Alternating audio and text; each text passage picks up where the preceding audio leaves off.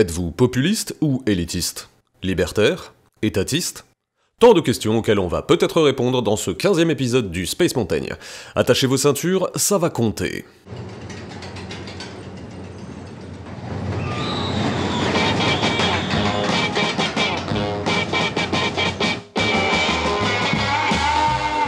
Attends, c'est une prise de tête d'un autre monde. D'un autre monde. Menabet ad magistri, vocem quisque sui felicitatus.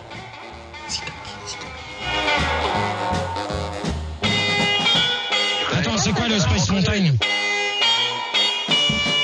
Bonjour ou bonsoir, en tout cas bienvenue dans le Space Mountain pour cet épisode qui sera consacré à Êtes-vous démocrate ou républicain de Régis Debray. Tout de suite, premier extrait. Opposer la République à la démocratie, c'est la tuer.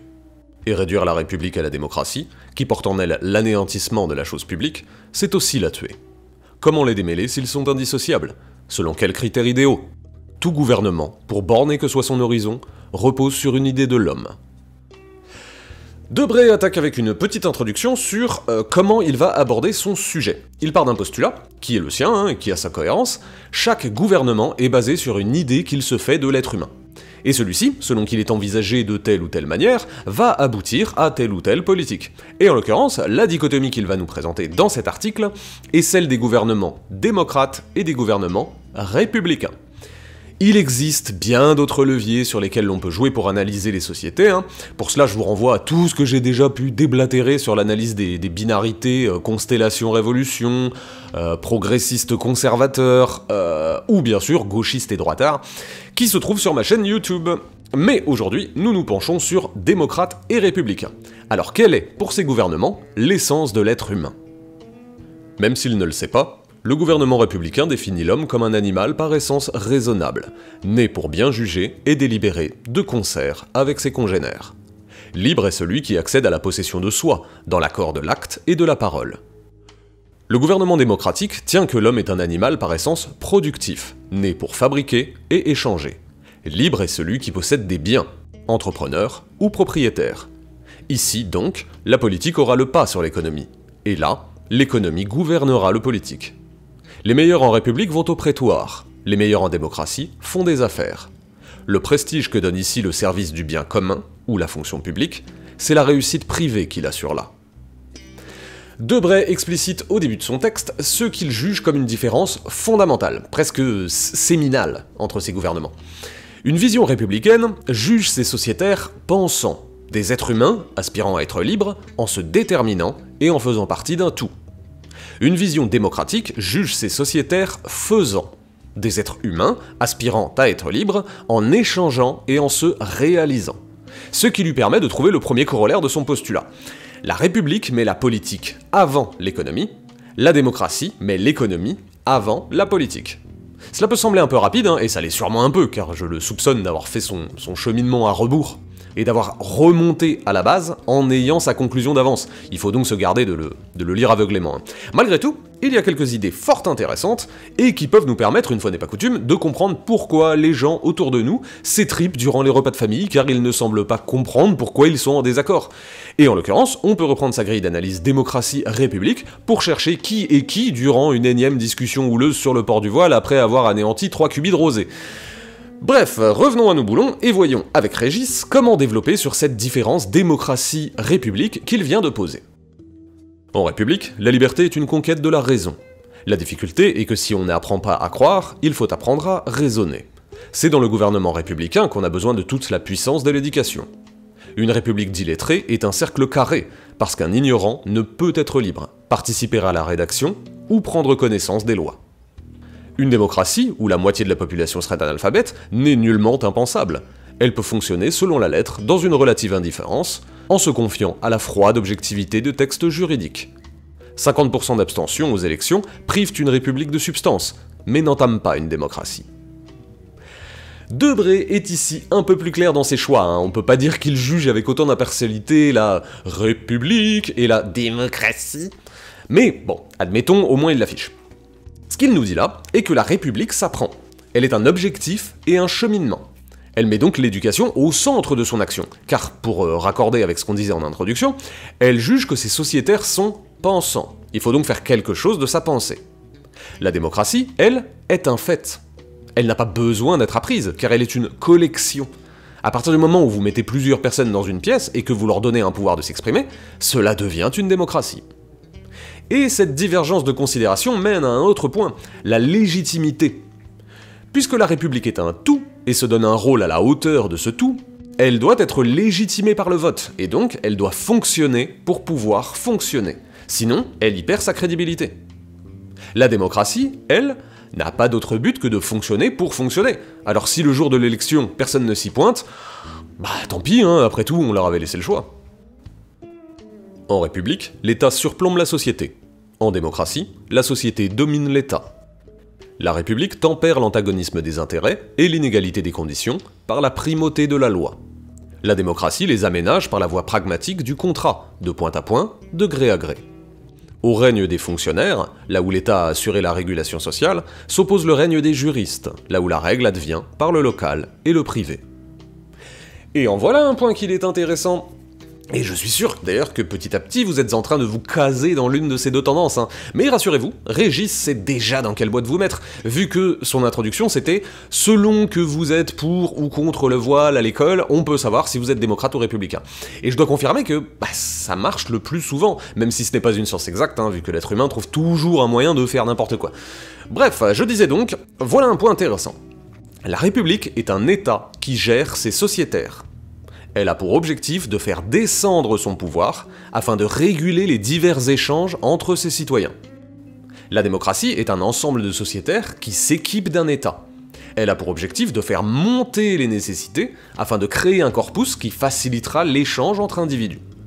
Pour le dire encore plus simplement, hein, vous avez d'un côté un système républicain où une autorité énonce des devoirs.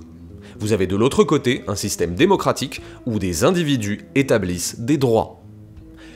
La République, comme son nom l'indique, favorise la fonction publique, car c'est sa mission. La démocratie, comme son nom ne l'indique pas du tout, préfère charger ses sociétaires de la responsabilité de mettre leurs fonctions où ils le souhaitent. En somme, la République est un grand œuvre ayant de grands desseins. La démocratie est un ensemble d'œuvres avec une multitude d'essaims. La République aime l'égalité. Il s'agit de proportionner les conditions et les récompenses. Éternel problème, dont la solution toujours précaire appelle l'interminable combat pour la justice. L'égalité sociale n'est pas au programme de la démocratie. Sous le terme d'égalité, le démocrate peut se contenter de l'égalité juridique devant la loi, mais le républicain y ajoute obligatoirement une certaine équité des conditions matérielles, sans laquelle le pacte civique devient, à ses yeux, un faux-semblant léonin. Distinction toujours entre les notions de liberté et d'égalité. Un autre point extrêmement intéressant que l'on pourrait facilement résumer par « la République, c'est l'égalité, la démocratie, c'est la liberté ». Et une fois de plus, c'est un peu rapide, mais ce n'est pas non plus impertinent, hein. Le fait est que les deux notions s'opposent sans cesse, même si elles font toutes deux partie de la devise du pays dans lequel je commets ces émissions bien trop longues. La République, considérant le rôle de l'État, a pour fonction de niveler et de proportionner les capacités de ses sociétaires. Elle doit le faire, car sinon, l'inégalité profitera toujours à quelques-uns, aux dépens du plus grand nombre. La démocratie, considérant la présence des individus, a pour objectif de permettre aux sociétaires de vivre et laisser vivre. Elle établit une certaine égalité tout de même, notamment lorsqu'il est question de valeurs, mais tant que vous n'avez pas tué votre voisin, elle vous laissera faire ce que bon vous semble, car elle n'a pas de leçon à vous donner. Pour la République, la liberté nuit à l'égalité, car celui qui tape le plus fort gagnera toujours. Pour la démocratie, l'égalité nuit à la liberté, car celui qui tape le plus fort mérite de gagner.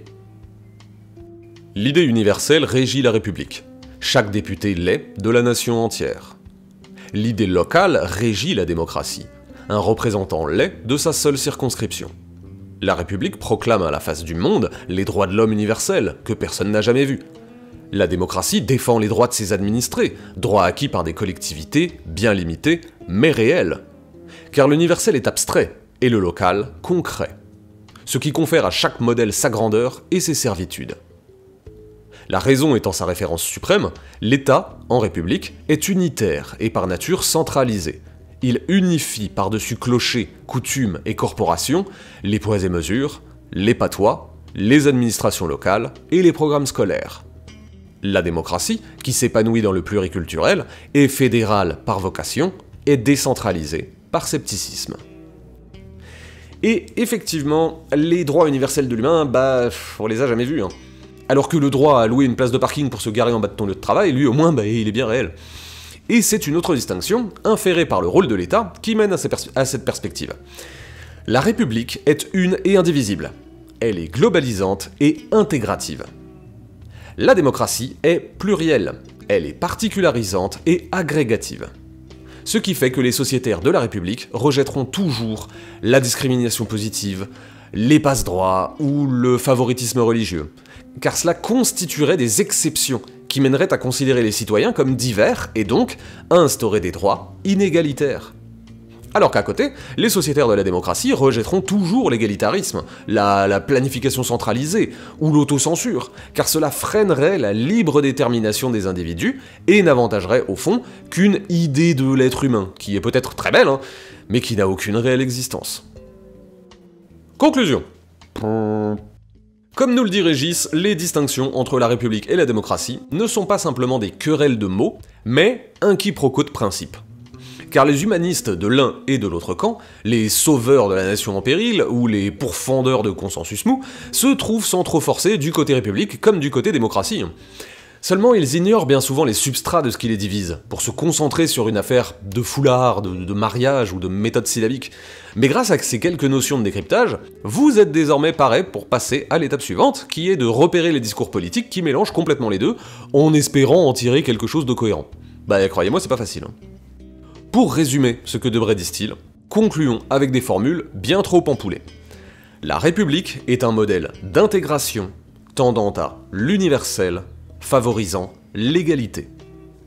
La démocratie est un modèle d'agrégation tendant au pluriel, favorisant la liberté. Choisissez votre camp. Ou pas. Merci à toutes et à tous pour votre oreille attentive, ou vos oreilles attentives si vous en avez une paire. C'était le 15e épisode du Space Mountain consacré à Êtes-vous démocrate ou républicain de Régis Debray. En attendant le prochain, n'hésitez pas à réécouter les précédents épisodes et à vous demander si c'est l'opinion d'un démocrate ou d'un républicain. Vous allez voir, c'est rigolo. Je vous retrouve très vite.